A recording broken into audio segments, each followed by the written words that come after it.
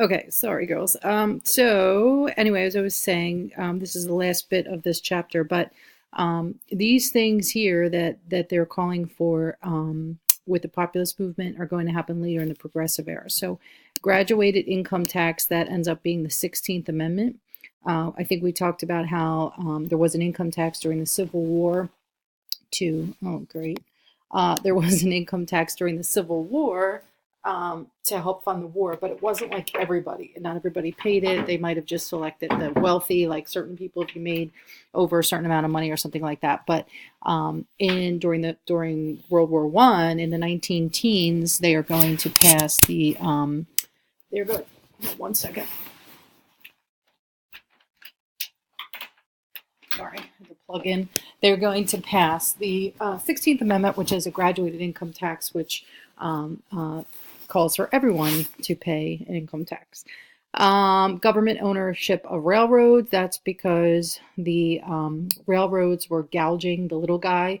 There was no government regulation of them, no laws controlling monopolies or trusts, and a lot of the big railroad tycoons were taking advantage of the public. In a lot of cases, those who suffered the most with that were farmers, because they shipped their products from the Midwest and other parts of the country out to the East Coast for to sell their products, and seemed that the smaller you were as a farmer, the worse deal you got, because you weren't one of the big wigs and you didn't, ship all the time or whatever. And if you weren't one of the railroad's big customers, a lot of times they gouged you and charged you exorbitant rates, and it becomes really difficult. And a lot of the people in the Populist Party are farmers. It's like the party of the common people, and the common people are farmers and workers. Okay. Same thing with the telegraph and the telephone. Today there's federal government regulations that control that stuff, that you can't, and plus there's different companies that compete, but there's government regulation of commodities like that, so that there's a check on how much they charge for certain things like that, where people are reliant upon them for business and just to function. It's like,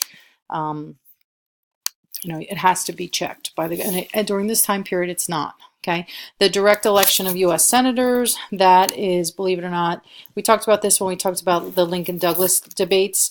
Lincoln really won the popular vote. The people liked him more, but Douglas had more connections with the state senators, and those are the people before the 17th Amendment. This becomes the 17th Amendment.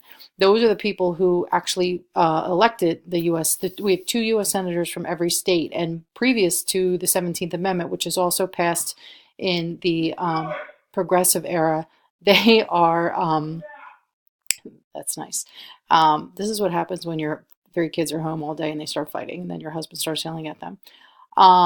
Anyway, so the 17th Amendment is going to fix that, and now we the people actually vote for our senators instead of the state senators. Okay, so that was something that was changed.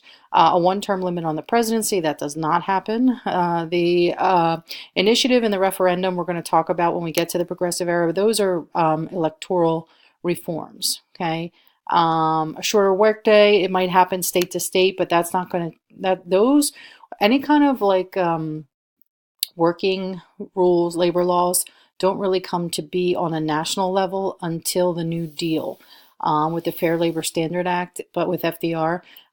Some states will maybe give a shorter workday, but it doesn't become a federal law until later. So I think in some states, Massachusetts, I think Oregon, they're going to, where certain cases go to trial, they might come up with a shorter workday. Especially for women, there's a movement to give women a shorter workday in some cases, and immigration restriction. Why? Because there's the party of the workers, and they don't want to compete with immigrants for jobs. Okay, so Weaver is going to run for president. He does not win. And we're going to see Weaver later in his life has some issues where he speaks out. Says some things that are really kind of racist. Early on, he seemed okay, but then he started getting a little bit crazy later in his life.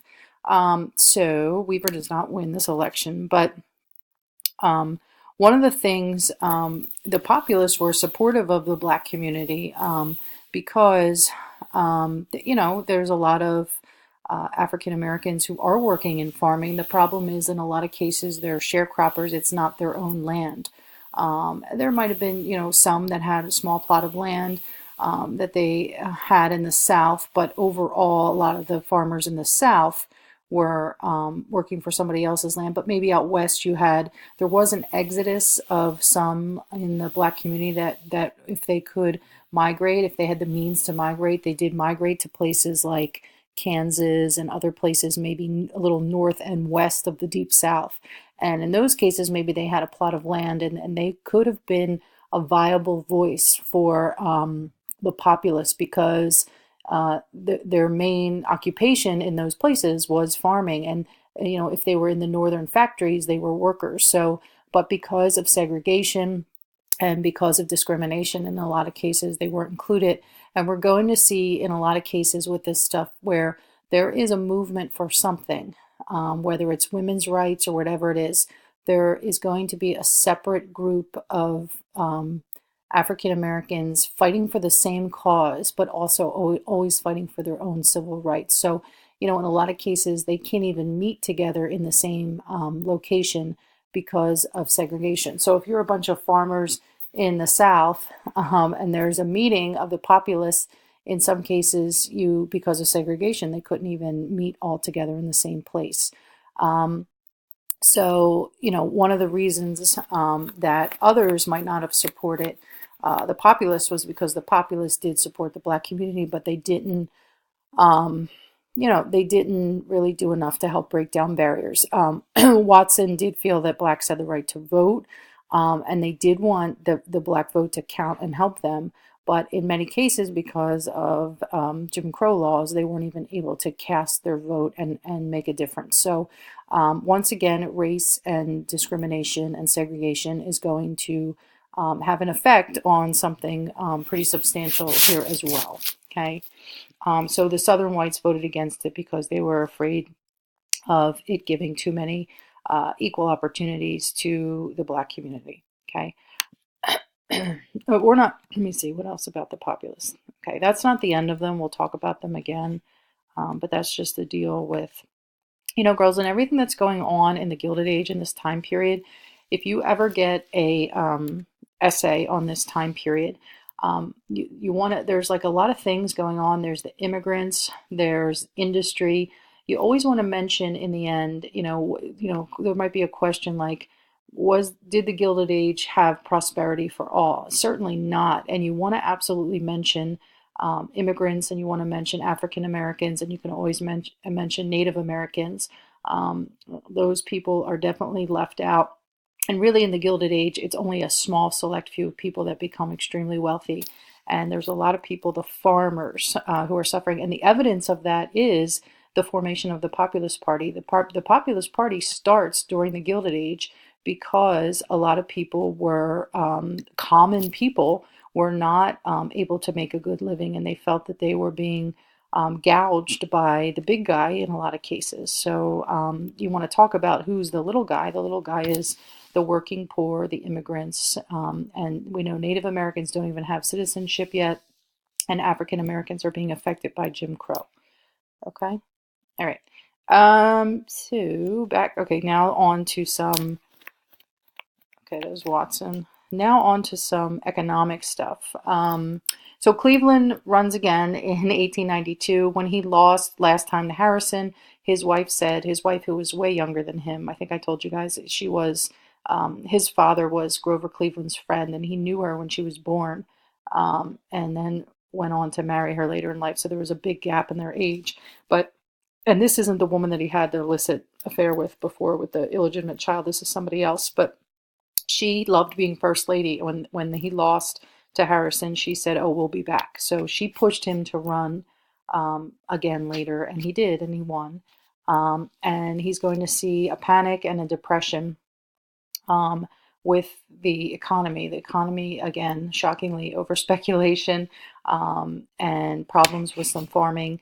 And the Sherman Silver Purchase Act, this Sherman William Tecumseh Sherman's brother. There's the Sherman Antitrust Act and the Sherman Silver Purchase Act. His brother was involved in politics, so some of these things are named after his brother. And it forced the government to purchase a certain amount of silver to add silver to the money supply. Okay, and okay, so this is a difficult concept. So when we talk about the gold standard, okay, we had been on something called the gold standard, which means the government has a certain amount of gold bullion during this time period, and the paper money, the dollar, the paper dollars that are in circulation can only be as great as the amount of gold in the reserve. It's kind of like a checking account. I've said this before, but you can't write checks out for more money than you have in your account. If you do, they'll bounce and they're worthless. It's just a piece of paper. That's the same with money. You can't, the paper money that's in circulation has to be monetized by the government. The Federal Reserve Bank has to say, yes, we have enough money in reserves to back that up. And during this time, the farmers wanted people to have more money in their pockets, because if they had more money in their pockets, then they would buy more farm products. So the idea was there's only so much gold to be had. So we only have so much gold, so we can only print so much money. So let's add silver and then have that back up some extra dollars that we put into circulation. So that's called sometimes the free coinage of silver is what they call it. And the populists are for it. The populists are for the coinage of silver. Okay. And they are struggling. The farmers are struggling, and they want people buying more of their goods. Okay. So Cleveland, they go for it during this time period in Cleveland period, and Cleveland actually has to rescind it, and the government is really struggling. And J.P. Morgan, who is a robber baron, a wealthy banker, has to lend the government $65 million in gold to help increase the Treasury's reserve. So he saved the day. So this is what I mean, girls, when I say that during the Gilded Age, in some cases, individuals were more powerful than the U.S. government. So if you're borrowing money from one dude, then he's got a tremendous amount of power that he's wielding, right? Okay. What is it? So we're doing what now? Lowering more taxes. Okay. Supreme Court. Okay, in 1895, the Supreme Court is going to say income tax is unconstitutional. Later, I said during World War I, they are fine with it, and they do pass the 16th Amendment. It becomes constitutional later when it becomes an amendment. That's why they needed an amendment to make it stick. So in, I forget the exact year, it's the 19 teens. It's like during World War I, I don't know if it's 1917 or 1918, they passed the 16th Amendment. Anyway, so like I told you before, the economy influences how people feel about a particular party. So when the Republicans were doing things with, jacking up the tariff, the common people became upset with them. Then they elected Grover Cleveland, who was a Democrat. Now they feel like Grover Cleveland's messing up the economy, and they're going to be tired of him. And you're going to see a push for a lot of Democrats losing their seats in Congress and a lot of Republicans. And then in 1896, we're going to see McKinley get elected, and he is a Republican. Okay, so again, this is what I said earlier. Grant, Hayes, Garfield, Arthur, Harrison, and Cleveland are known sometimes as the forgettable presidents. So, but don't forget about all of them. I would say, if anything, Grant. I'm surprised they put Grant in there. Grant had the scandals. He's really better known for his role in the Civil War than he is as a president. Hayes, I would remember him with the Compromise of 1877. Garfield, the first Democrat in a long time, like 28 years. Arthur, the Pendleton Civil Service Act. Okay, Harrison is forgettable. And then Grover Cleveland, back again, the only president to have 2 non-consecutive terms. Hardworking. We're going to talk about him again when we get to imperialism. During this time period, it's not in this section. I don't know why the way this book breaks things up, but when we annex Hawaii, people go into Hawaii and forcibly take it over. And Cleveland thought that was really mean, and he didn't want to annex it. But as soon as his term is up, McKinley's going to come and he's going to annex it. He actually apologized to the Queen of Hawaii, and he was upset about the way that whole thing went down. So there's other things. We're going to talk about him again in that regard, but probably not the other presidents. So maybe they are just a little bit forgettable. But anyway, so that's the political part of the Gilded Age. We'll talk about the rest in chapters 24.